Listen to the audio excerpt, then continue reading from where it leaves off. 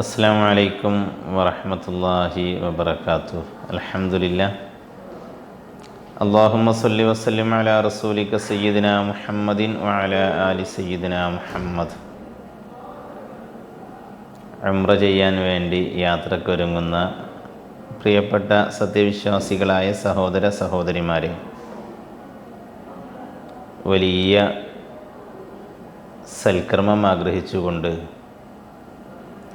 അള്ളാഹുവിൽ നിന്ന് പ്രതിഫലം കാക്ഷിച്ചും പുണ്യം പ്രതീക്ഷിച്ചുമാണ് നമ്മളൊക്കെ മക്കത്തുൽ മുക്കറമയിലേക്കും മദീനത്തുൽ മുനവ്വറയിലേക്കും യാത്ര തിരിക്കുന്നത്. എല്ലാവരുടെയും ജീവിതത്തിൻ്റെ വലിയ അഭിലാഷമാണ് ഉംറ എന്നത്. ഹബീബായ നബി സല്ലല്ലാഹു അലൈഹി വസല്ലമ 4 തവണ ജീവിതത്തിൽ അനുവർത്തിച്ച മാതൃക കാണിച്ച പുണ്യകർമ്മം കൂടിയാണ് ഉംറ എന്നത്. അല്ലാഹു തആല ഒരുപാട് തവണ ഇരു ഹറമുകളും സന്ദർശിക്കാനുള്ള സൗഭാഗ്യം നമുക്കൊക്കെ പ്രദാനം ചെയ്യട്ടെ. ഉംറ കഫാറത്താണ്, പാപങ്ങളൊക്കെ നീങ്ങിപ്പോകാനുള്ള വളരെ ലളിതമായ അമലുകളിൽ ഒന്നാണ്. ഉംറ ചെയ്യാൻ വേണ്ടി യാത്ര തിരിക്കുന്നതിൻ്റെ മുമ്പേ ചില കാര്യങ്ങളൊക്കെ നമ്മുടെ ശ്രദ്ധയിലുണ്ടാവണം. ഒന്ന്, നന്നായി തൗബ ചെയ്തു വേണം ഉംറ യാത്രയ്ക്ക് വേണ്ടി നമ്മൾ ഒരുങ്ങാൻ. യാത്ര തുടങ്ങുന്നതിൻ്റെ മുമ്പേ നന്നായി തൗബ ചെയ്യണം. ഒരു പാപങ്ങളുമില്ലാതെ പരിശുദ്ധ കഅബാലയത്തിൻ്റെ മുറ്റത്തേക്ക് പോയിരിക്കാൻ നമുക്ക് കഴിയണം. അള്ളാഹുവിനെ കണ്ടുമുട്ടാൻ വേണ്ടി പോകുന്നിടത്ത് വിജയിക്കുന്ന മനുഷ്യനെ ഖുർആൻ പരിചയപ്പെടുത്തിയത് ഇല്ലാമൻ അത്തല്ലാഹ ബി ഖൽബിൻ സലീം എന്നാണല്ലോ. ശുദ്ധമായ ഹൃദയത്തോടെ അള്ളാഹുവിനെ കണ്ടുമുട്ടുന്നവനാണ് വിജയം. നിസ്കാരത്തിൻ്റെ ആമുഖത്തിൽ അള്ളാഹുവേ, ഞാനൊരു ഹനീഫ മുസ്ലിമാണ്, ആരോടും വെറുപ്പോ ദേഷ്യമോ പിണക്കമോ ഇല്ലാത്ത മുസ്ലിമാണ് എന്ന് നമ്മളൊക്കെ ചൊല്ലാറില്ലേ? അള്ളാഹുവോട് സംസാരിക്കുമ്പോൾ ആദ്യം സൂക്ഷിക്കേണ്ട കാര്യം റബ്ബിൻ്റെ അടിമകളോട് വെറുപ്പില്ലാത്ത ഹൃദയമുണ്ടാകണം, പിണക്കമില്ലാത്ത മനോഭാവം ഉണ്ടാവണം. അതുകൊണ്ട് ആരോടെങ്കിലും ദേഷ്യമോ പിണക്കമോ വെറുപ്പോ എന്തെങ്കിലും അത്തരത്തിലുള്ള ഇടപാടുകളുണ്ടെങ്കിൽ അതൊക്കെ ക്ലിയർ ചെയ്യണം. ആർക്കെങ്കിലും കടബാധ്യതകൾ ബാക്കിയുണ്ടെങ്കിൽ, ഡേറ്റായ കടബാധ്യതയുണ്ടെങ്കിൽ അതിൽ പരിഹാരം കാണണം. അങ്ങനെ നമ്മൾ യാത്രക്കൊരുങ്ങുന്നു. ആരോടെല്ലാം ദുആ ചെയ്യാൻ ആവശ്യപ്പെടാനുണ്ടോ അവരോടൊക്കെ ചോദിക്കണം. പ്രത്യേകിച്ചും മഹാന്മാരൊക്കെ രേഖപ്പെടുത്തി, ഇജ്തഹിദു ഫീ ഇർളാഇ വാലിദൈ വമൻ യതബജ്ജഹു അലൈഹി ബിർറുഹു വ ത്വഅതുഹു. മാതാപിതാക്കളെ സംതൃപ്തി വേണം നമ്മുടെ യാത്രക്ക്. അതുപോലെ ചില ആളുകളുടെ സമ്മതവും കുരുത്തവും ഒക്കെ വാങ്ങേണ്ടി വരും. നമ്മുടെ ഗുരുനാഥന്മാർ, നമ്മളേറെ ഇഷ്ടപ്പെടുന്ന ആളുകൾ, ദുആ ചെയ്യിപ്പിക്കണമെന്ന് നമ്മൾ ആഗ്രഹിക്കുന്നവർ, അവരോടൊക്കെ ദുആ ചെയ്യാൻ പറയുകയും അവരുടെയൊക്കെ സന്തോഷത്തിലായി നമ്മുടെ യാത്ര ആരംഭിക്കുകയും ചെയ്യണം. ജ്യേഷ്ഠ സഹോദര സഹോദരിമാരോട് യാത്ര പറയണം. എല്ലാവരോടും ദുആ വസിയത്ത് ചെയ്യണം. അങ്ങനെ നമ്മൾ യാത്രയ്ക്ക് വേണ്ടി ഒരുങ്ങുകയാണ്. ഉംറ ചെയ്യാനുള്ള യാത്രയാണ്. വീട്ടിൽ നിന്ന് പുറത്തിറങ്ങുന്നതിൻ്റെ മുമ്പ് 2 റക്അത്ത് സുന്നത്ത് നിസ്കരിക്കണം. യാത്രയുടെ സുന്നത്ത് നിസ്കാരം. ഫാത്തിഹ കഴിഞ്ഞാൽ 1-ാമത്തെ റക്അത്തിൽ സൂറത്തുൽ കാഫിറൂൻ ഓതണം. 2-ാമത്തെ റക്അത്തിൽ സൂറത്തുൽ ഇഖ്ലാസ് ഓതണം. അതിനുശേഷം 3 തവണ നിസ്കാരം കഴിഞ്ഞ ശേഷം 3 തവണ ആയത്തുൽ കുർസിയും 3 തവണ ലീലാഫി ഖുറൈശിൻ എന്ന സൂറത്ത് മോദി റബ്ബിനോട് നന്നായി ദുആ ചെയ്യണം. ഹബീബായ നബി സല്ലല്ലാഹു അലൈഹി വസല്ലമ പറഞ്ഞു, മാ ഖലഫ അഹദുൻ ഇൻദ അഹ്ലിഹി അഫ്ളല മിൻ റകഅതൈനി യർകഉഹുമാ ഇൻദഹും ഹീന യുരീദു സഫർ. യാത്ര തുടങ്ങാൻ ഉദ്ദേശിക്കുന്നതിൻ്റെ മുമ്പേ 2 റക്അത്ത് നിസ്കാരം വീട്ടിൽ വെച്ച് നിർവഹിക്കുന്നതാണ് ആ കുടുംബത്തിന് നൽകുന്ന ഏറ്റവും വലിയ സമ്മാനം. എന്നു മാത്രമല്ല, യാത്രയുടെ തുടക്കത്തിൽ ഒരാൾ ആയത്തുൽ കുർസി ഓതി. മൻ ഖറ ആയത്തുൽ കുർസി ഇൻദ ഖുറൂജി മിൻ മൻസിലി. വീട്ടിൽ നിന്ന് പുറത്തിറങ്ങുന്ന സമയത്ത് ഒരാൾ ആയത്തുൽ കുർസി ഓതി. എന്നാൽ ലം യുസിബുഹു ഷൈഉൻ യക്റഹുഹു ഹത്താ യർജിഅ മിൻ മൻസക്കി. അവൻ ആ ഇബാദത്ത് ചെയ്ത് ഉംറ നിർവഹിച്ച് തിരിച്ച് വീട്ടിലേക്ക് എത്തുന്നതുവരെ അവന് ബുദ്ധിമുട്ടുള്ള കാര്യങ്ങളൊന്നും സംഭവിക്കില്ല എന്ന് നബി സല്ലല്ലാഹു അലൈഹി വസല്ലം പഠിപ്പിച്ചു. നമ്മൾ കുടുംബത്തെയൊക്കെ അള്ളാഹുവിനെ ഏൽപ്പിച്ചുകൊണ്ടാണല്ലോ യാത്ര തുടങ്ങുക. ബിസ്മില്ലാഹി തവക്കൽതു അലല്ലാഹ് വലാ ഹൗല വലാ ഖുവത ഇല്ലാ ബില്ലാ പോലെയുള്ള ദിക്റുകളൊക്കെ ചൊല്ലി, അല്ലാഹുമ്മ ഇന്നി അഊദു ബിക മിൻ അൻ അളില്ല ഉളല്ല തുടങ്ങിയ ദിക്റുകളൊക്കെ ചൊല്ലി ആ കുടുംബത്തെ റബ്ബിനെ ഏൽപ്പിക്കുകയാണ്. അസ്തൗദിഉകുമുല്ലാഹല്ലദീ ലാ യുളീഉ വദാഇയ. ഇതൊക്കെ ചൊല്ലി നമ്മൾ വീട്ടിൽ നിന്ന് പുറത്തിറങ്ങാൻ ഒരുങ്ങുന്നു. അതിൻ്റെ മുമ്പ് നമുക്കൊരു ദൗത്യമുണ്ട്. നമുക്ക് ഉംറയ്ക്ക് വേണ്ടി ഇഹ്റാം ചെയ്യേണ്ടത് വഴിമധ്യയാണ്. കാലിക്കറ്റ് എയർപോർട്ടിൽ നിന്നാണ് യാത്ര പോകുന്നതെങ്കിൽ എയർപോർട്ടിൽ വെച്ചായിരിക്കും ആദ്യം മക്കത്തുൽ മുക്കറമയിലേക്ക് പോകുന്ന ഏത് ഉംറ സംഘവും ഇഹ്റാം ചെയ്യുക. ഇഹ്റാം ചെയ്യാൻ കുറേ മീഖാത്തുകളുണ്ട്. ഇന്ത്യക്കാരുടെ മീഖാത്ത് സത്യത്തിൽ യലംലമാണ്. ഫ്ലൈറ്റിൽ പോകുമ്പോൾ യലംലമിലെത്തുമ്പോൾ ഒരുപക്ഷെ സന്ദേശം നമുക്ക് ലഭിച്ചേക്കാം. പക്ഷേ വല്ല അശ്രദ്ധയും കാരണം ഈ യലംലം അങ്ങ് കടന്നുപോയാൽ പിന്നെ നമുക്ക് ഇഹ്റാം ചെയ്യാൻ അവിടെ ഓപ്ഷനില്ല. ഓപ്ഷനുണ്ട്, അത് അറവോട് കൂടെയാണ്. അതുകൊണ്ട് തന്നെ നമ്മൾ നാട്ടിൽ നിന്ന് എയർപോർട്ടിൽ നിന്ന് ഇഹ്റാം ചെയ്തുകൊണ്ടാണ് യാത്രക്കൊരുങ്ങുക. ഇഹ്റാം ചെയ്യാൻ ഒരുങ്ങുന്നതിൻ്റെ മുമ്പ് ചില കാര്യങ്ങൾ നമ്മൾ പ്രത്യേകമായി ശ്രദ്ധിക്കണം. ഒന്ന്, ഇഹ്റാമിന് വേണ്ടി ശരീരം പൂർണ്ണമായി ശുദ്ധിയാവണം. ശരീരത്തിലുള്ള നഖങ്ങൾ മുറിച്ചൊഴിവാക്കണം. രോമങ്ങൾ നീക്കേണ്ട ശരീരഭാഗങ്ങൾ കക്ഷത്തിൽ നിന്നും ഗുഹ്യഭാഗങ്ങളിൽ നിന്നൊക്കെ നന്നായി ശുദ്ധീകരിക്കണം. അത് അശുദ്ധിയുള്ള ഹൈലുകാരിയായ പെണ്ണാണെങ്കിൽ പോലും അവൾക്ക് ഹൈലിൽ ഇഹ്റാം ചെയ്യാലോ, തവാഫ് ചെയ്യാനല്ലേ പറ്റാത്തതുള്ളൂ. ആ സമയമാണെങ്കിൽ പോലും അവൾ പരിപൂർണമായി ഇഹ്റാമിൻ്റെ മുമ്പുള്ള സുന്നത്ത് എന്ന നിയ്യത്തോടുകൂടെ ശരീരത്തിലുള്ള രോമങ്ങളൊക്കെ ഉപേക്ഷിക്കണമെന്ന് തന്നെയാണ് ഫുഖഹാ രേഖപ്പെടുത്തിയിട്ടുള്ളത്. അതുപോലെ തന്നെ സഹോദരിമാർ മുൻകൈയിൻ്റെ ഉൾഭാഗവും അവരുടെ കൈകളുടെ ഉൾഭാഗവും അതുപോലെ പുറംഭാഗവും മൈലാഞ്ചി ഇടുന്നതും സുന്നത്ത് തന്നെയാണ്. അങ്ങനെ ഇഹ്റാമിൻ്റെ കുളിയൊക്കെ നമ്മൾ കുളിച്ചു, നന്നായി ശരീരമെല്ലാം ശുദ്ധീകരിച്ചു. പിന്നെ നമ്മൾ വീട്ടിൽ നിന്ന് നിസ്കാരം കഴിഞ്ഞ് കുടുംബത്തോട് യാത്ര പറഞ്ഞ് ദിക്റുകളൊക്കെ ചൊല്ലി എയർപോർട്ടിലേക്ക് എത്തുന്നു. എയർപോർട്ടിൽ വെച്ച് നമ്മൾ ഉംറയ്ക്ക് വേണ്ടി ഇഹ്റാം ചെയ്യും. നവൈത്തുൽ ഉംറത വഹറംതു ബിഹാ ലില്ലാഹി തആല, അള്ളാഹുവിന് വേണ്ടി ഉംറ ചെയ്യാൻ ഞാൻ ഇഹ്റാം ചെയ്തിരിക്കുന്നു എന്ന് നിയ്യത്ത് ചെയ്ത് തൽബിയത്ത് ചൊല്ലി സ്വലാത്ത് ചൊല്ലി അള്ളാഹുവിനോട് ചോദിച്ച് നരകത്തിൽ നിന്ന് റബ്ബിനോട് കാവൽ ചോദിച്ച് നമ്മൾ യാത്ര ആരംഭിക്കുകയാണ്. ഇനി നമുക്ക് ചില കാര്യങ്ങളൊന്നും പാടില്ലാത്തതാണ്. പൂർണ്ണമായി നമ്മൾ ദിക്റിലായി അള്ളാഹുവിൻ്റെ വിളിക്കുത്തരം കൊടുത്തുള്ള യാത്രയിലായി നമ്മൾ മാറുന്നു. ലബ്ബൈക്ക് അല്ലാഹുമ്മ ലബ്ബൈക്ക്, അള്ളാഹുവെ നീ വിളിച്ചു ഞങ്ങൾ വരുന്നു. എന്തൊരു വർത്തമാനമാണ്, എന്തൊരു മനോഹരമായ സംസാരമാണ്. അള്ളാഹുവെ നിൻ്റെ വിളിക്കുത്തരം നൽകി ഞങ്ങൾ വരുന്നു. ഞങ്ങളെ കൽബിൽ നീ മാത്രമേ ഉള്ളൂ. ലബ്ബൈക ലാ ശരീക ലക ലബ്ബൈക്ക്, നീയല്ലാത്തൊരു ലക്ഷ്യസ്ഥാനം ഞങ്ങൾക്കില്ല റബ്ബേ. നീ മാത്രമാണ് ഞങ്ങളെ കൽബിലുള്ളത്. ഞങ്ങൾക്ക് മറ്റൊരു പങ്കുകാരനും ഈ വിഷയത്തിലില്ല. മറ്റൊരാളെ തൃപ്തി ഞങ്ങളുടെ വിഷയമല്ല. നിൻ്റെ പൊരുത്തം വേണം, നിൻ്റെ ഇഷ്ടം സമ്പാദിക്കണം, നിൻ്റെ വിളിക്കു മാത്രമാണ് ഞങ്ങൾ ഉത്തരം നൽകി വരുന്നത് എന്ന സന്തോഷത്തോടു കൂടെയുള്ള തെൽബിയത്തോടു കൂടെ നമ്മളിങ്ങനെ യാത്ര തുടരുകയാണ്. അവിടെ നമ്മൾ ശ്രദ്ധിക്കണം. ഇനി നമുക്ക് ചില കാര്യങ്ങളൊന്നും പാടില്ലാത്തതാണ്. പുരുഷന് പാടില്ലാത്തതുണ്ട്, സ്ത്രീക്ക് പാടില്ലാത്തതുണ്ട്. പുരുഷന് മാത്രം പാടില്ലാത്തതും സ്ത്രീക്ക് മാത്രം പാടില്ലാത്തതുമുണ്ട്. പുരുഷനും സ്ത്രീക്ക് മാത്രം പാടില്ലാത്ത വിഷയമാണ് സിത്രു ഷൈഇൻ മിനൽ വജ്ഹി. അവളുടെ മുഖത്ത് നിന്ന് ഒന്നും അവൾ മറക്കാൻ പാടില്ല, മുഖത്തിൽ നിന്നൊന്നും മറക്കാൻ പാടില്ല. അതുപോലെ തന്നെ ഹദീസിലുണ്ടല്ലോ വലാ തൽബിസുൽ ഖഫാസൈനി, കയ്യുറ ധരിക്കരുത്. അപ്പം മുഖവും മുൻകൈയും പൂർണ്ണമായി സ്ത്രീ തുറന്നിടണമെന്ന് മാത്രം, മുഖവും മുൻകൈയും മാത്രം. അതേസമയം മുൻകൈയിൻ്റെ ഉള്ളിലേക്കുള്ള ഭാഗം കാണുന്ന രൂപത്തിൽ വസ്ത്രം ധരിക്കുന്ന സാഹചര്യവും ഉണ്ടാവരുത്.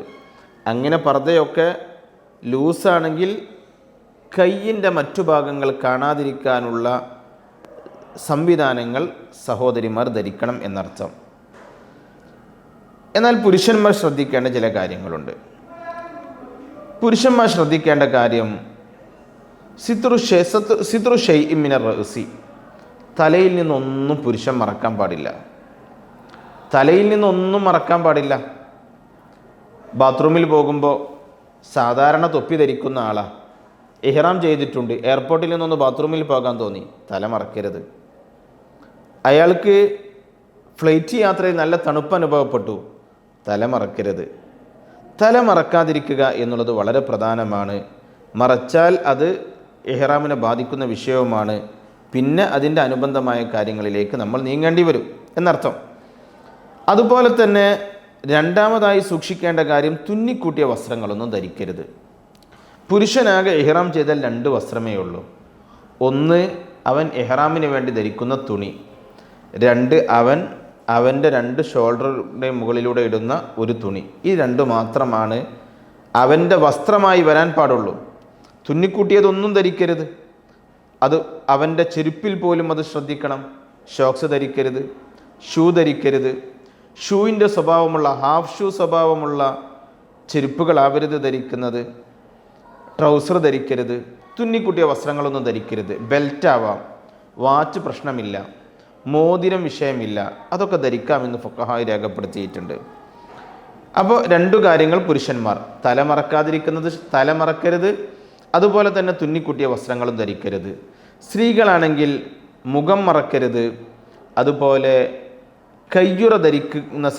അവരുടെ കയ്യുറ ധരിക്കുന്ന സാഹചര്യവും ഉണ്ടാകരുത്. അഥവാ മുൻകൈ ഓപ്പൺ ആയിരിക്കണം, മുഖവും ഓപ്പൺ ആയിരിക്കണം എന്നർത്ഥം. എന്നാൽ അതേസമയം ഒരാളിങ്ങനെ ഒരു ടവൽ എടുത്തിട്ട് കയ്യിലൊന്ന് കെട്ടിപ്പോയി, പ്രശ്നമല്ല. അല്ലെങ്കിൽ കീശയിൽ കൈയിട്ടു, കൈ മറക്കുന്നതിൻ്റെ പരിധിയിൽ പെടില്ല. കയ്യുറയായി കയ്യിൽ ധരിക്കരുത് എന്നു മാത്രം. അപ്പോൾ ഈ 2 കാര്യങ്ങൾ പുരുഷന്മാർ ശ്രദ്ധിക്കേണ്ട 2 കാര്യങ്ങളും സ്ത്രീകൾ ശ്രദ്ധിക്കേണ്ട 2 കാര്യങ്ങളും. പിന്നെ പ്രധാനമായി സൂക്ഷിക്കേണ്ട കാര്യം, ഭാര്യയും ഭർത്താവും ചിലപ്പോൾ യാത്രയിലുണ്ടാവും. ചിലപ്പോൾ ഭാര്യ നാട്ടിൽ നിന്ന് ഉംറയ്ക്ക് വരുമ്പോൾ ഭർത്താവ് ജിദ്ദയിൽ നിന്ന് എയർപോർട്ടിലെത്തി അവളെ കാണാൻ വേണ്ടി വരും. അവർ ഇരുവരും ശ്രദ്ധിക്കേണ്ട കാര്യമാണ്, ജിമാ ഒരിക്കലും പാടില്ല. ഭാര്യയും ഭർത്താവും തമ്മിലുള്ള ശാരീരിക ബന്ധം ഒരിക്കലും ഇഹ്റാമിൻ്റെ കാലയളവിൽ ഉണ്ടാകാൻ പാടില്ല. ഇഹ്റാം തുടങ്ങി ഉംറ കഴിയുന്നത് വരെ അഥവാ തഹല്ലുലാകുന്നത് വരെയുള്ള കാലയളവിൽ ഒരിക്കലും സംഭവിക്കരുത് എന്നർത്ഥം. 2 ഷഹ്വത്തോടു കൂടെയുള്ള വൈകാരിക ഭാവത്തോടു കൂടെയുള്ള സ്പർശനം പാടില്ല.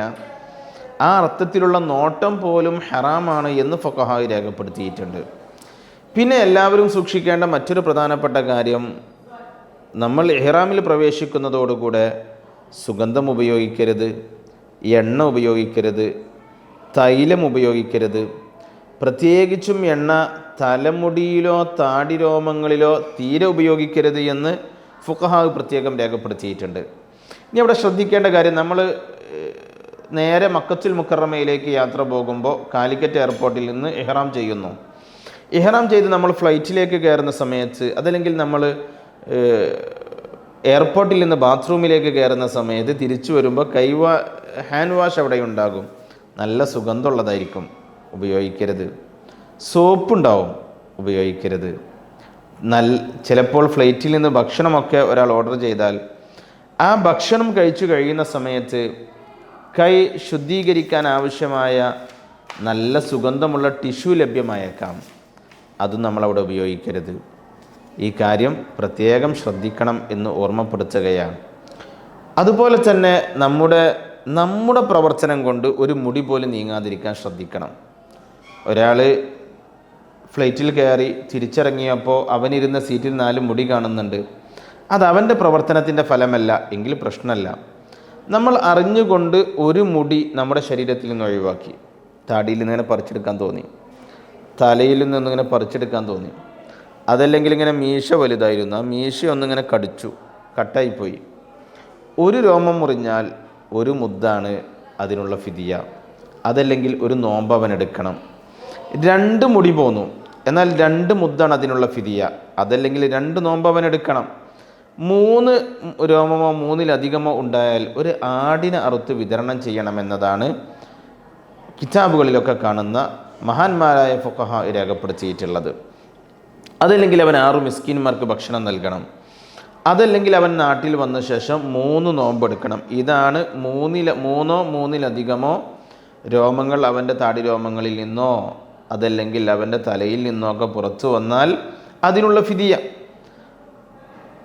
സ്ത്രീകളൊക്കെ ആ വിഷയത്തിൽ പ്രത്യേകം ശ്രദ്ധിക്കേണ്ട ഒരു കാര്യമുണ്ട്. നമ്മൾ സഹോദരിമാരൊക്കെ മുടി വാരുന്ന സമയത്ത് മുടികൊഴിച്ചിലുള്ള ആളുകൾ ആപേക്ഷികമായി കൂടുതലാവും. ഇന്നത്തെ കാലത്ത് അത് പുരുഷന്മാരിലും കൂടുതലാണ്.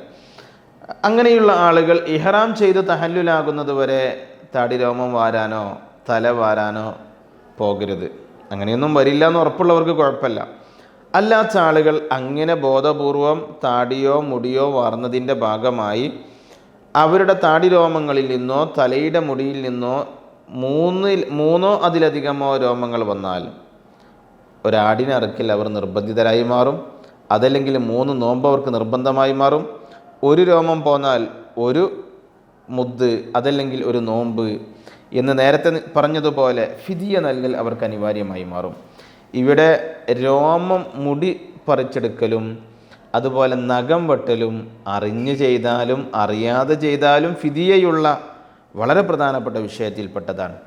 നമ്മൾ അള്ളാഹുവിന് വേണ്ടി ഉംറ ചെയ്യാൻ പോകുന്നവരല്ലേ. നമ്മുടെ ഉംറ മഖ്ബൂലാവണം, നമ്മുടെ ഉംറ മബ്റൂറാവണം. മഖ്ബൂല് മബ്റൂറ് എന്നൊക്കെ പറഞ്ഞാൽ ഇഹ്റാം ചെയ്തത് മുതൽ ആ ഉംറയിൽ നിന്ന് പിരിയുന്നത് വരെ ഒരു തിന്മയും സംഭവിക്കാത്ത ഉംറയുടെ പേരാണ്. ഒരു ചെറിയ തിന്മകൾ പോലും വരാതെ സൂക്ഷിച്ച് ചെയ്യുന്ന ഉംറയുടെ പേരാണ് സത്യത്തിൽ മഖ്ബൂലായ ഉംറ അല്ലെങ്കിൽ മബ്റൂറായ ഉംറ എന്നൊക്കെ പറയുന്നത്. അല്ലാഹു തആല നമ്മുടെ ഉംറ മഖ്ബൂലും മബ്റൂറുമാക്കി തരട്ടെ. ഇവിടെ നിന്ന് കട്ട് ചെയ്യാൻ തോന്നണേ. എത്ര മിനിറ്റായി? അവിടെന്ന് കട്ട് ചെയ്ത് അടുത്ത് ഒന്നുകൂടി തരണം. മറ്റേത് ആളുകളെ ഒരുമിച്ച് കേൾക്കൂല, അവരായിരിക്കും. ചേട്ടേ, അപ്പോൾ നമ്മൾ പറഞ്ഞു വന്നത് ഇഹ്റാമിൻ്റെ പ്രവർത്തനങ്ങളൊക്കെ നടത്തി നമ്മൾ പരിശുദ്ധമായ ഹറം ഷരീഫിലേക്ക് പ്രവേശിക്കുകയാണ്. കാലിക്കറ്റ് എയർപോർട്ടിൽ നിന്ന് ഫ്ലൈറ്റ് കയറി ഈ പറഞ്ഞ കാര്യങ്ങളൊക്കെ സൂക്ഷിച്ച് ജിദ്ദ എയർപോർട്ടിലെത്തി അവിടെ നിന്ന് പരിശുദ്ധമായ മക്കത്തുൽ മുക്കറമയുടെ സമീപത്തേക്ക് എത്തുമ്പോൾ ഹറമിൻ്റെ ബോർഡർ കാണും. അവിടെ കൃത്യമായി അത് രേഖപ്പെടുത്തിയിട്ടുണ്ട്. അപ്പോൾ നിങ്ങളെ കയ്യിലൊക്കെ ഉള്ള കിതാബിൽ ഹറമിലേക്ക് പ്രവേശിക്കുമ്പോൾ ഉണ്ടായിരിക്കേണ്ട, നമ്മൾ നിർവഹിക്കേണ്ട ഒരു പ്രാർത്ഥന കിതാബുകളിൽ കാണുന്നുണ്ടാവും. നമുക്ക് ഉംറ എന്ന് പറയുന്നത് ഇഹ്റാം ചെയ്താൽ പിന്നെ തവാഫ് ചെയ്യാനുണ്ട്, പിന്നീട് സഅയ് ചെയ്യാനുണ്ട്, പിന്നെ മുടിവെട്ടി തഹല്ലുലാവാനുണ്ട്. ഇത്ര മാത്രമേ ഉംറയുടെ അമലുകളായി നമ്മുടെ മുന്നിലുള്ളൂ. അപ്പോൾ നമ്മൾ ഹറമിൻ്റെ ബോർഡറിലേക്ക് എത്തുന്നു. മുത്തുനബി സല്ലല്ലാഹു അലൈഹി വസല്ലമ ജീവിതകാലം മുഴുവൻ നടന്ന പരിശുദ്ധമായ മണ്ണിലൂടെ നമ്മളിങ്ങനെ യാത്ര ചെയ്യുകയാണ്. അവിടെ കാണുന്ന കല്ലുകൾ, അവിടെ കാണുന്ന മരങ്ങളൊക്കെ മുത്തുനബിയോട് സലാം പറഞ്ഞിരുന്ന, ഹബീബിനെ ഇഷ്ടപ്പെട്ടിരുന്ന ഒരുപാട് ജീവനുള്ളതും ജീവനില്ലാത്തതുമായ വസ്തുക്കൾക്കിടയിലൂടെയാണ് നമ്മുടെ യാത്ര. ആ മണ്ണിലെവിടെയൊക്കെയോ പുണ്യനബി സല്ലല്ലാഹു അലൈഹി വസല്ലമയുടെ കാൽപാദങ്ങൾ പതിഞ്ഞിട്ടുണ്ടാകും. അവിടെയുള്ള എല്ലാ വസ്തുക്കൾക്കും പുണ്യനബിയുടെ കഥകൾ പറയാനുണ്ടാകും. ആ മണ്ണിലൂടെ നമ്മൾ ഉംറ നിർവഹിക്കാൻ വേണ്ടി പോവുകയാണ്. ഹറമിൻ്റെ ബോർഡറിലെത്തി. ഹറം കണ്ട ഉടനെ അള്ളാഹുവോട് നമ്മൾ ദുആ ചെയ്തു, നന്നായി ദുആ ചെയ്തു. നേരത്തെ പറഞ്ഞതുപോലെ ഇഹ്റാം ബാത്തിലാകുന്ന, ഇഹ്റാമിൽ ഹറാമാകുന്ന കാര്യങ്ങളൊന്നുമില്ലാതെയായിരിക്കും നമ്മുടെ യാത്ര അങ്ങനെ മുന്നോട്ട് പോകുന്നത്. പുരുഷന്മാരുടെ വേഷം അവർ ശ്രദ്ധിക്കണം, സ്ത്രീകളുടെ വേഷവും അവരും ശ്രദ്ധിക്കണം. അങ്ങനെ നമ്മൾ നേരെ പരിശുദ്ധമായ കഅബ ഷരീഫിൻ്റെ മുന്നിലേക്കെത്തും. ഹറം കടന്ന് നമ്മൾ റൂമിലേക്കൊക്കെ എത്തി, സാധനങ്ങളൊക്കെ അവിടെ വെച്ച് ഒന്ന് വുളൂ ചെയ്ത് റെഡിയായി നേരെ ഉംറ നിർവഹിക്കാൻ വേണ്ടി മസ്ജിദുൽ ഹറാമിൽ, ഈ പ്രപഞ്ചത്തിലെ ഏറ്റവും വലിയ പള്ളിയിലേക്ക് നമ്മൾ പ്രവേശിക്കുകയാണ്. ഹൃദയമിങ്ങനെ അള്ളാഹുവിൽ മാത്രമാകുന്ന നിമിഷങ്ങൾ. നമ്മൾ ആ പള്ളിയിലേക്ക് ഇങ്ങനെ കയറുമ്പോൾ, പടച്ചോനെ നിൻ്റെ എല്ലാ റഹ്മത്തിൻ്റെ ഡോറും എനിക്ക് തുറന്നു തരണം, അല്ലാഹുമ്മ ഫ്തഹ് ലി അബ്വാബ റഹ്മതിക് എന്ന് പറഞ്ഞ പള്ളിയിൽ കയറും. കഅബാലയം മുന്നിലുണ്ട്. ലോകത്തെല്ലാ അമ്പിയാക്കളും മലായികത്തും തവാഫ് ചെയ്ത ആ മണ്ണിലേക്ക് പാപങ്ങളേറെ ചെയ്ത പാപിയായ നമ്മളിങ്ങനെ കയറി ചെല്ലുകയാണ്. ആ കഅബാലയം കാണുന്ന നിമിഷമുണ്ടല്ലോ, തുഫ്തഹു അബ്വാബു സമാ വയുസ്തജാബു ദഅവത്തുൽ മുസ്ലിമി ഇൻദ റുഅയത്തിൽ കഅബ. ഹദീസിലുണ്ടല്ലോ, ഒരാളിങ്ങനെ ആദ്യം കഅബാലയത്തിൻ്റെ മുന്നിലേക്കെത്തി. നമ്മൾ ആ കഅബ ഇങ്ങനെ നോക്കിക്കാണുന്ന സമയമല്ലേ, വൈകാരികമായ നിമിഷം. എത്ര തവണ പോയവർക്കും പിന്നെയും ആ കഅബ ഷരീഫ് കാണുമ്പോൾ വല്ലാത്തൊരു ഇഷ്ടമാണ്. ആ സമയത്ത് ദുആഇന് ഇജാബത്തുണ്ട്. ആ സമയത്ത് ആകാശ ലോകം മൊത്തം നമ്മുടെ മുമ്പിൽ ഓപ്പണാണ്. ദുആഇൻ്റെ ഇജാബത്തിൻ്റെ സമയമാണത്. നന്നായി ദുആ ചെയ്യണം. കഅബാലയം കാണുമ്പോഴുള്ള ദുആ നമ്മുടെ കിതാബിലുണ്ടാകും, എല്ലാവരും ചെയ്യണം. പിന്നെ ആവശ്യമുള്ളതൊക്കെ ചോദിക്കണം. ഒരുപാട് ആളുകൾ നമ്മോട് ഏൽപ്പിച്ചിട്ടുണ്ടാകും കഅബ ആദ്യമായി കാണുമ്പോൾ ദുആ ചെയ്യണേ എന്ന്. കാരണം എന്താണെന്നറിയോ, അവരൊരുപാട് തവണ ആവർത്തിച്ചു കേട്ട ഹദീസാണിത്. കഅബാലയം കാണുന്ന ആദ്യ സമയത്ത് ദുആഇന് ഉത്തരമുണ്ട് എന്ന കാര്യം. അവിടെ തഹിയ്യത്തിൻ്റെ നിസ്കാരമില്ല നമ്മൾ മസ്ജിദുൽ ഹറാമിൽ പ്രവേശിക്കുമ്പോൾ. കാരണം കഅബാലയത്തിനെ തവാഫ് ചെയ്യലാണ് നമ്മുടെ തഹിയ്യത്ത്. നമ്മൾ നേരെ പരിശുദ്ധമായ മത്താഫിലേക്ക് പ്രവേശിക്കും. ഉംറ ചെയ്ത് തുടങ്ങേണ്ടത് മത്താഫിലെ ഹജറുൽ അസ്വദിൽ നിന്നാണ്. ഉംറയുടെ തവാഫ് നിയ്യത്തുണ്ട്, പക്ഷേ നിയ്യത്ത് നിർബന്ധമില്ല. മറ്റു ചില തവാഫുകളിലൊക്കെ നിയ്യത്ത് നിർബന്ധമാണ്. വദാഇൻ്റെ തവാഫ് ഉദാഹരണം, നമ്മളാ നാട്ടിൽ നിന്ന് 132 കിലോമീറ്റർ ദൂരത്തേക്ക് യാത്ര പോവുകയാണ്. വദാഇൻ്റെ തവാഫ് ചെയ്യണം, അവിടെ നിയ്യത്ത് നിർബന്ധമുണ്ട്. നേർച്ചയാക്കിയ തവാഫാൻ, നിയ്യത്ത് നിർബന്ധമുണ്ട്. പക്ഷേ സുന്നത്തായ ഉംറയുടെ തവാഫിൽ നിയ്യത്ത് നിർബന്ധമില്ല. നമ്മൾ മുത്തലഖായ സുന്നത്തായ തവാഫ് ചെയ്യുന്ന സമയത്ത് പോലും നിയ്യത്ത് വേണം. ഉംറയുടെ തവാഫിൽ നിയ്യത്ത് നിർബന്ധമില്ല. എന്നാലും നമ്മൾ ആ സുന്നത്തിനെ മാനിച്ച് നിയ്യത്തൊക്കെ ചെയ്തുകൊണ്ടാണ് ഹജറുൽ അസ്വദിൽ വെച്ച് പരിശുദ്ധമായ ഉംറ ആരംഭിക്കുന്നത്. ഹജറുൽ അസ്വദിനെ തൊട്ടുമുത്തിയാണ് സത്യത്തിൽ ആരംഭിക്കേണ്ടത്. അതാണതിൻ്റെ പൂർണ്ണത. പക്ഷെ സാധ്യമല്ല. അപ്പോൾ പിന്നെ കൈകൊണ്ട് ആംഗ്യം കാണിച്ച് ചുംബിക്കുക എന്ന രീതിയാണ് മഹാന്മാരായ ഫുഖഹാ രേഖപ്പെടുത്തിയത്. നമ്മളിങ്ങനെ തവാഫ് ആരംഭിക്കുന്നു, ഹജറുൽ അസ്വദിൽ നിന്ന് തുടങ്ങുന്നു. ഹജറുൽ അസ്വദിൽ നിന്ന് ആരംഭിച്ച് ഹജറുൽ അസ്വദിലേക്ക് തിരിച്ചെത്തുമ്പോൾ ഒരു തവാഫിൻ്റെ ഒരു ചുറ്റൽ കഴിഞ്ഞു. അങ്ങനെ 7 തവണ ചുറ്റി പൂർത്തീകരിക്കുമ്പോഴാണ് ഒരു തവാഫ്. ഒന്നാമത്തെ തവണ ഹജറുൽ അസ്വദിൽ നിന്ന് ആരംഭിച്ച് ഹജറുൽ അസ്വദിലേക്ക് തിരിച്ചെത്തുമ്പോൾ ഒരു ചുറ്റൽ. അങ്ങനെയുള്ള 7 തവണ ചുറ്റുന്ന സമയത്താണ് ഒരു തവാഫ് പൂർത്തിയാകുന്നത്. അവിടെ നമ്മൾ സൂക്ഷിക്കേണ്ട ചില കാര്യങ്ങളുണ്ട്. തവാഫാണ്, കഅബാലയത്തിൻ്റെ മുറ്റത്താണ്, എന്തും ദുആ ചെയ്യാവുന്ന സമയമാണ്. നിങ്ങളെ കയ്യിലുള്ള ഏടുകളുണ്ടാകും, അതിൽ നല്ല മനോഹരമായ ദുആകളുണ്ടാകും. വലിയ ആശയമുള്ള മഹത്തുക്കൾ പഠിപ്പിച്ച പ്രാർത്ഥനകളുണ്ട്. ആ ദുആകൾ നമുക്ക് നിർവഹിക്കാം. നമുക്ക് ആവശ്യമുള്ള എന്തും ചോദിക്കാം. അള്ളാഹുവോട് ദുആ ചെയ്തുകൊണ്ടേയിരിക്കാം. മുത്തുനബി സല്ലല്ലാഹു അലൈഹി വസല്ലമയെ കാണണമെന്ന് കൊതിക്കാം. നമുക്കാവശ്യമുള്ള ഏത് സന്തോഷവും അള്ളാഹുവോട് ദുആ ചെയ്യാൻ പറ്റിയ ജീവിതത്തിൽ ഏറ്റവും ധന്യ നിമിഷങ്ങളാണ് കഅബാലയത്തിൻ്റെ മുറ്റത്തുള്ള സമയം. അവിടെ നമ്മൾ ശ്രദ്ധിക്കേണ്ട ഒരു കാര്യം, 7 ചുറ്റ് പൂർത്തിയാക്കുക എന്നുള്ളത് തവാഫിൽ അനിവാര്യമാണ്. ഹജറുൽ അസ്വദ് കൊണ്ട് ആരംഭിക്കുക എന്നതും അതിൻ്റെ നിബന്ധനയാണ്. അതോടൊപ്പം ശരീരവും വസ്ത്രവും കഅബാലയത്തിൻ്റെ പുറത്താവുക എന്നുള്ളതും തവാഫിൻ്റെ നിബന്ധനയാണ്. ശരീരവും വസ്ത്രവും കഅബാലയത്തിൻ്റെ പുറത്താവണം. ചില ആളുകളൊക്കെ തവാഫ് ചെയ്യുന്ന സമയത്ത് അറിഞ്ഞോ അറിയാതെയോ കഅബയോട് ചേർന്ന് നടക്കുന്നത് കാണാൻ കഴിയും. ചിലപ്പോഴൊക്കെ അവർ കഅബയുടെ അകം ഉൾപ്പെടുന്ന പ്രദേശത്തോടു കൂടെ പോലും അവരുടെ തവാഫ് നടന്നു പോകും. അപ്പോൾ തവാഫ് പൂർണ്ണമാവില്ല. അതുകൊണ്ട് അവിടെ ശ്രദ്ധിക്കേണ്ട കാര്യം, തവാഫിൻ്റെ സമയത്ത് നിങ്ങൾ കഅബയോട് ചേർന്ന് നടക്കുന്ന സാഹചര്യം ഉണ്ടാകരുത്. ചില ആളുകൾക്കൊക്കെ കാബയെ സ്പർശിക്കണമെന്ന ആഗ്രഹം ഉണ്ടാകും, അവിടെ നിൽക്കണമെന്ന ആഗ്രഹം ഉണ്ടാകും. അതിനു വേണ്ടിയൊക്കെ മറ്റൊരു സമയം കാണുക എന്നതായിരിക്കും നല്ലത്. അതോടൊപ്പം ശ്രദ്ധിക്കേണ്ട ഒരു കാര്യം, തവാഫ് ചെയ്യുന്ന സമയത്ത് വുളു നിർബന്ധമാണ്. സഈലാണെങ്കിൽ നിർബന്ധമില്ല, ഇഹ്റാം ചെയ്യുന്ന സമയത്ത് നിർബന്ധമില്ല, പക്ഷേ തവാഫിൽ അത് നിർബന്ധമാണ്. അതുകൊണ്ട് നമ്മൾ തവാഫ് ചെയ്യുന്ന സമയത്ത് ഏതെങ്കിലും സാഹചര്യം കൊണ്ട് വുളു നഷ്ടപ്പെട്ടു പോയാൽ, ഏതെങ്കിലും സാഹചര്യത്തിൽ വുളു നഷ്ടപ്പെട്ടു പോയാൽ ഭയപ്പെടാനില്ല. നമ്മളെവിടെയാണോ, എത്രാമത്തെ ചുറ്റിലാണോ നമുക്ക് വുളു നഷ്ടപ്പെട്ടു പോയത്, ആ ചുറ്റു മുതൽ വീണ്ടും ആവർത്തിച്ച് നമ്മൾ തവാഫ് പൂർത്തിയാക്കാവുന്നതാണ്. വുളു ഒക്കെ ചെയ്തു വന്ന് വീണ്ടും രണ്ടാമത്തെ ചുറ്റിലാണ്, രണ്ടാമത്തെ തവണ കഅബാലയം ചുറ്റുന്ന സമയത്താണ് നമുക്ക് വുളു നഷ്ടപ്പെട്ടത്, എന്നാൽ 2 മുതൽ വീണ്ടും ആരംഭിച്ച് ആ തവാഫ് പൂർത്തീകരിക്കാവുന്നതാണ്. ഇനി തവാഫ് ചെയ്യുന്ന സമയത്ത് ഒരാൾക്ക് 7 ആണോ 6 ആണോ പൂർത്തിയായത് എന്ന് ആശങ്ക വന്നു. എന്നാൽ കുറഞ്ഞ അളവ് ഏതാണോ തോന്നുന്നത്, കുറഞ്ഞ എണ്ണം ഏതാണോ തോന്നുന്നത്, അതനുസരിച്ച് വീണ്ടും ഒന്ന് പൂർത്തിയാക്കണം. അഥവാ 5 or 6 എന്ന് സംശയം വന്നു, എന്നാൽ 5 ആണ് എന്ന് മനസ്സിലാക്കി വീണ്ടും 6ാമത്തേത് ഒന്നുകൂടെ ചെയ്യാൻ ശ്രമിക്കണം. വുളു നഷ്ടപ്പെട്ടു പോയാൽ ആവശ്യമില്ലാതെ ഒരാൾ തവാഫ് മുറിക്കുക എന്നുള്ളത് കറാഹത്താണെങ്കിലും വുളു നഷ്ടപ്പെട്ടതുകൊണ്ട് ചിലപ്പോൾ നമ്മൾ തവാഫ് നിർത്തിവെക്കേണ്ടി വരും.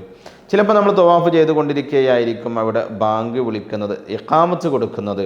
സ്വാഭാവികമായും അവിടുത്തെ സംവിധാനത്തിൻ്റെ ഭാഗമായി നമ്മുടെ തവാഫ് അവർ ബ്ലോക്ക് ചെയ്യും. അപ്പോൾ എവിടെയാണോ തവാഫ് മുറിഞ്ഞത് ആ തവാഫിൻ്റെ എണ്ണം മുതലാണ് വീണ്ടും പരിഗണിക്കപ്പെടുക.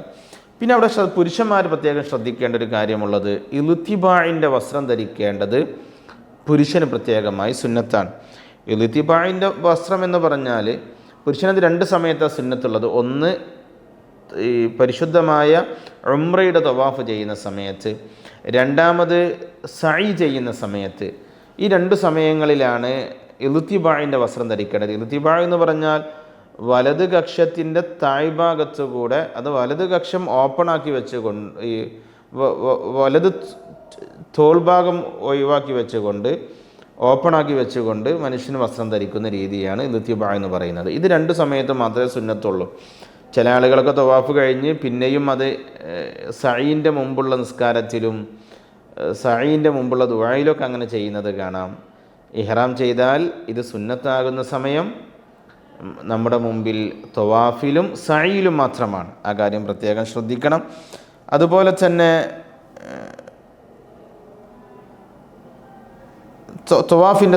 തവാഫ് പൂർത്തീകരിച്ച് 7 തവണ നമ്മൾ കഅബാലയം വലയം ചെയ്ത് ഒരു തവാഫ് പൂർത്തിയാക്കിയാൽ പിന്നെ നേരെ വരേണ്ടത് മഖാമ് ഇബ്രാഹിമിൻ്റെ പിന്നിലേക്കാണ്. മഖാമ് ഇബ്രാഹിമിൻ്റെ പിന്നിൽ വെച്ചാണ് 2 റക്അത്ത് സുന്നത്ത് നിസ്കരിക്കാനുള്ളത്. ഹബീബായ നബി സല്ലല്ലാഹു അലൈഹി വസല്ലമയും പരിശുദ്ധ ഖുർആനൊക്കെ നമ്മോട് ഓർമ്മപ്പെടുത്തിയ കാര്യം കൂടിയാണത്. അവിടെ നമ്മൾ 2 റക്അത്ത് സുന്നത്ത് നിസ്കരിച്ച് ഇരുന്ന് സംസം കുടിച്ച്, ചില ആളുകളൊക്കെ തെറ്റിദ്ധരിക്കാറുണ്ട് നിന്നാണ് സംസം കുടിക്കേണ്ടത് എന്ന്. അങ്ങനെയല്ല, ഇരുന്ന് തന്നെ സംസം കുടിച്ച് ഖിബിലയിലേക്ക് തിരിഞ്ഞ് ദുആ ചെയ്തുകൊണ്ടാണ് നമ്മുടെ തവാഫ് അവസാനിക്കുന്നത്. തവാഫ് കഴിഞ്ഞ് സുന്നത്ത് നിസ്കാരവും കഴിഞ്ഞ് പിന്നെ നമ്മൾ സംസവും കുടിച്ച് ദുആയൊക്കെ കഴിഞ്ഞ് പിന്നെ നമ്മളെ പണി സഈ മാത്രമാണ്. സഈയും തഹല്ലുലും. സഈ ചെയ്യുക എന്ന് പറഞ്ഞാൽ പരിശുദ്ധമായ സഫാ മർവയുടെ ഇടയിൽ 7 തവണ യാത്ര ചെയ്യലാണ്. 394 മീറ്ററാണ് സൊഫയിൽ നിന്ന് മർവയിലേക്കുള്ള ദൂരം. അപ്പോൾ നേരെ നമ്മൾ സൊഫയിലേക്ക് പോകുന്നു, സൊഫയിൽ വെച്ച് ദുആ ചെയ്യുന്നു, എന്നിട്ട് ഇന്ന സഫാ വൽ മർവത മിൻ ശാഇരില്ലാഹ് എന്ന് തുടങ്ങുന്ന ആയത്തോതി ദുആ ചെയ്ത് സൊഫയിൽ നിന്ന് സഈ ആരംഭിക്കും. ഇവിടെ നമ്മൾ ശ്രദ്ധിക്കേണ്ടത് സഈ ചെയ്യുന്ന സ്ഥലം പള്ളിയല്ല. അതുകൊണ്ട് സഈ ചെയ്യുമ്പോൾ വുളു നിർബന്ധമില്ല. സഈൻ്റെ സമയത്ത് വുളു അനിവാര്യതയില്ല. അപ്പോൾ ഒരു സഹോദരിക്ക് പരിശുദ്ധമായ കഅബാലയം തവാഫ് ചെയ്ത് സഈ ചെയ്യുന്ന സ്ഥലത്തെത്തിയപ്പോൾ പെട്ടെന്ന് ഹൈളുണ്ടായി. ഒന്നും പേടിക്കാല്ല, സഈ പൂർത്തിയാക്കാം. തവാഫിലെ വുളു നിർബന്ധമുള്ളൂ, സഈൽ നിർബന്ധമല്ല. ഒരാൾ വുളു മുറിഞ്ഞു പോയി, അവർ സഈ നിർത്തിവെച്ച് വുളു ചെയ്യാൻ പോകണ്ട, സഈ പൂർത്തിയാക്കാം. എന്നാൽ അവിടെയൊക്കെ വുളു പ്രത്യേകം സുന്നത്തുണ്ട്. സഈ പൂർത്തീകരിച്ച് സഈ 7 തവണ സൊഫയിൽ നിന്ന് മർവയിലേക്ക് 1, മർവയിൽ നിന്ന് സൊഫയിലേക്ക് 2, പിന്നെ സൊഫയിൽ നിന്ന് മർവയിലേക്ക് 3, അങ്ങനെ 7ാമത്തേത് പൂർത്തിയാക്കുമ്പോൾ നമ്മളുണ്ടാകുക മർവയിലാണ്.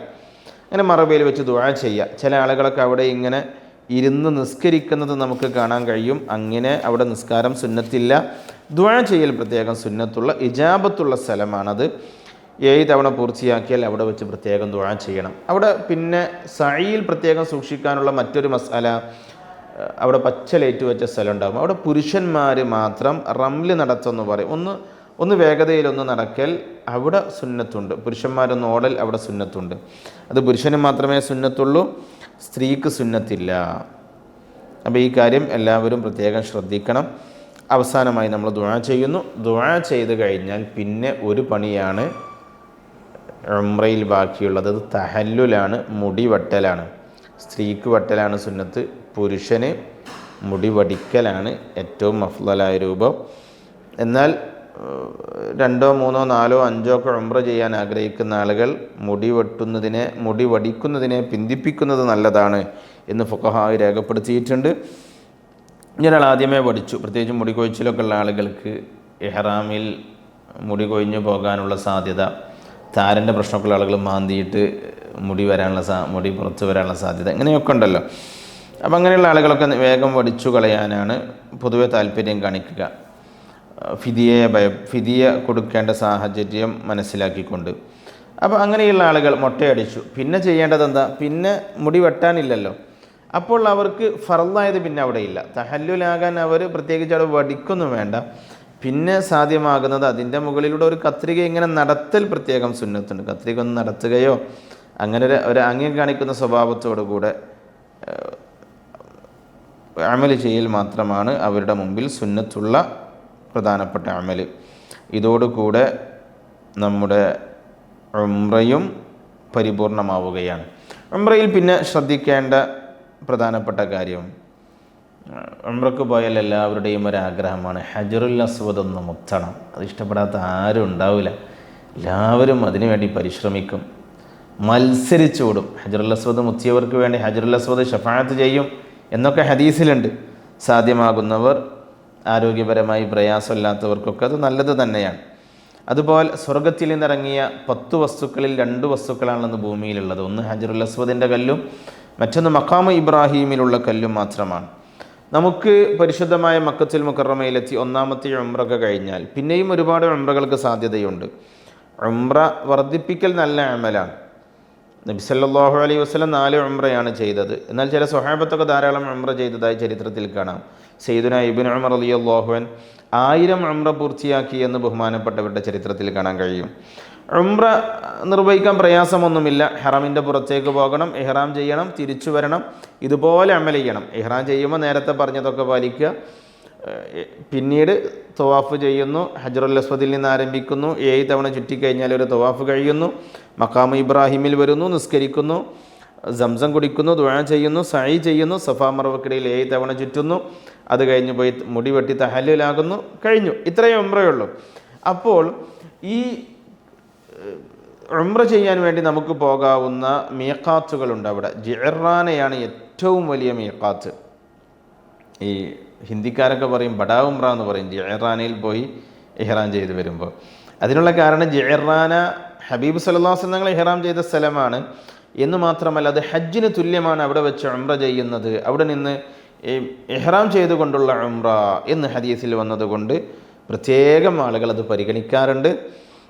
ഇൻഷാ അല്ലാഹ് നമുക്ക് നിർവഹിക്കണം. എന്ന് മാത്രമല്ല ജിഅ്റാനയിലെ ഉംറ, ജിഅ്റാനയിൽ വെച്ച് 300ഓളം അമ്പിയാക്കന്മാർ ഇഹ്റാം ചെയ്തിട്ടുണ്ട് എന്നാണ് മഹത്തുക്കൾ രേഖപ്പെടുത്തിയിട്ടുള്ളത്. അതുപോലെ നമുക്ക് സാധ്യമാകുന്ന വളരെ ലളിതമായ മറ്റൊരു ഉംറയാണ് തൻഈമിൽ പോയുള്ള ഉംറ. ആയിഷ പള്ളി എന്ന് പറയും. ബഹുമാനപ്പെട്ട ആയിഷ റളിയല്ലാഹു അൻഹയുടെ പേരിലുള്ള മസ്ജിദാണ് അവിടെ. മഹദി ഇഹ്റാം ചെയ്ത സ്ഥലമാണ്. എന്ന് മാത്രമല്ല മഹാനായ സെയ്ദ് മഹാന്മാരായ പല സ്വഹാബത്തും നിസ്കരിച്ച സ്ഥലവുമാണത്. അതുകൊണ്ട് ആ സ്ഥലത്ത് വെച്ച് ഇഹ്റാം ചെയ്ത് നേരെ പരിശുദ്ധമായ മക്കത്തുൽ മുക്കറമയിൽ വരുന്നു, തവാഫ് ചെയ്യുന്നു, സഈ ചെയ്യുന്നു, തഹല്ലുലാകുന്നു. അതുപോലെ ഹുദൈബിയയിൽ പോയി ചെയ്യാൻ സാഹചര്യമുണ്ട്. സാഹചര്യങ്ങൾക്കനുസരിച്ച് വ്യത്യസ്തമായ മീഖാത്തുകളിലൊക്കെ പോയി ഉംറ നിർവഹിക്കുക. ഇതിനു വേണ്ടിയാണല്ലോ നമ്മൾ പോകുന്നത്. ഉംറ നിർവഹിക്കാൻ സാധിക്കുന്ന ആളുകൾ കഴിയുന്നത്ര ഉംറ നിർവഹിക്കണം. അതുപോലെ തന്നെ പിന്നെ അവിടെ ഏറ്റവും പ്രധാനപ്പെട്ട അമൽ ഇക്സാറുൻ നവാഫിലി അഫ്ളലു തുഹ്ഫയിലൊക്കെ കാണാം. പിന്നെ അവിടെ ഏറ്റവും അഫ്ളലായ അമൽ സുന്നത്ത് നിസ്കാരമാണ്. ധാരാളം സുന്നത്ത് നിസ്കരിക്കണം, ധാരാളം തവാഫ് ചെയ്യണം.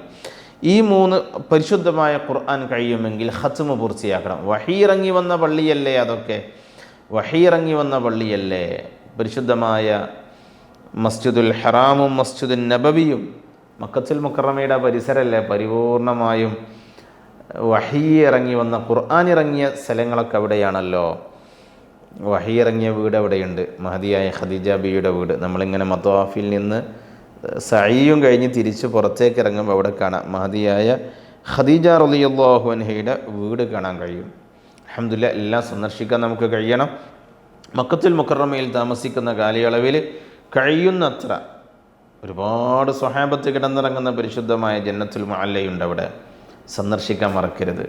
പുണ്യനബി സല്ലല്ലാഹു അലൈഹി വസല്ലമയുടെ പ്രിയ പത്നി മൈമൂന ബീവിയുടെ ഖബറുണ്ട് പരിശുദ്ധ മക്കത്തുൽ മുക്കറമയിൽ. അബ്ദുല്ലാഹിബിന് ഉമർ റളിയല്ലാഹു അൻഹുവിൻ്റെ ഖബറുണ്ട്. സുമയ്യ ബീവിയുടെ ഖബറുണ്ട് അവിടെ.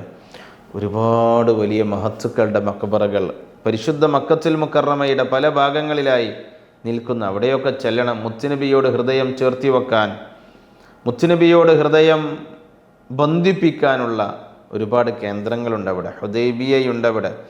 ബൈഅത്തുർ റിദ്വാൻ നടന്ന മണ്ണ്, ആ മണ്ണിലേക്കൊക്കെ പോകണം. മുത്തുനബിയോട് ഹൃദയം ചേർത്തി വെക്കണം. അതിനു കൂടി സഹായകമാകണം ഉംറയിലെ ഓരോ അമലുകളും. പ്രിയപ്പെട്ട ഖദീജ ബീവിയുടെ അടുക്കലേക്ക് പോകണം. കഴിയുന്ന സമയത്തൊക്കെ സാധ്യമാകുന്ന സമയങ്ങളിൽ ഖദീജ ബീവിയോട് പോയി സലാം പറയണം, ദുആ ചെയ്യണം. ആ മണ്ണിൽ വെച്ച് മസ്ജിദുൽ ഹറാമിൽ സാധ്യമാകുന്ന അത്രയും സമയം ഇരിക്കണം. ഖത്മ് പൂർത്തിയാക്കണം. ധാരാളമായി ദിക്ർ ചൊല്ലണം. ഒഴിവ് സമയങ്ങളിൽ 7 തവണ കഅബാലയം ചുറ്റാൻ സമയം കണ്ട് ഓരോ തവാഫുകൾ ഇങ്ങനെ പൂർത്തിയാക്കാൻ ശ്രദ്ധിക്കണം. ഇതൊക്കെയാണ് നമുക്ക് മക്കത്തുൽ മുക്കറമയിലെ അമൽ. അവസാനം സാധ്യമാകുന്നത്ര ഉംറകളൊക്കെ നിർവഹിച്ച് അള്ളാഹുവോട് കബൂലിയത്തിന് ദുആ ചെയ്ത് നമ്മൾ ആ കഅബാലയത്തിനോട് താൽക്കാലികമായൊരു വിട ചോദിക്കും. ഇനിയും ഇങ്ങോട്ട് വരാൻ വഴിയൊരുക്കണേ എന്ന് റബ്ബിനോട് പറഞ്ഞ് നമ്മൾ നേരെ ചെല്ലുന്നത്, റബ്ബിൻ്റെ മണ്ണിൽ നിന്ന് പോകുന്നത്, റബ്ബിൻ്റെ ഗേഹത്തിൽ നിന്ന് പോകുന്നത്, റബ്ബിൻ്റെ വീട്ടിൽ നിന്ന് പോകുന്നത് മദീനത്തുൽ മുനവ്വറയിലേക്കാണ്. ഈ പ്രപഞ്ചത്തിൻ്റെ പ്രകാശമായ പുണ്യനബി സല്ലല്ലാഹു അലൈഹി വസല്ലമയുടെ ജീവിതത്തിൻ്റെ ഏറ്റവും പ്രധാന ചരിത്രങ്ങളൊക്കെ നിറഞ്ഞു നിൽക്കുന്ന മദീനത്തുൽ മുനവ്വറയിലേക്ക്. അവിടെ നമുക്ക് പോയിട്ട് മുത്തുനബിയെ ഹൃദയത്തോട് വാരിപ്പുണരണം.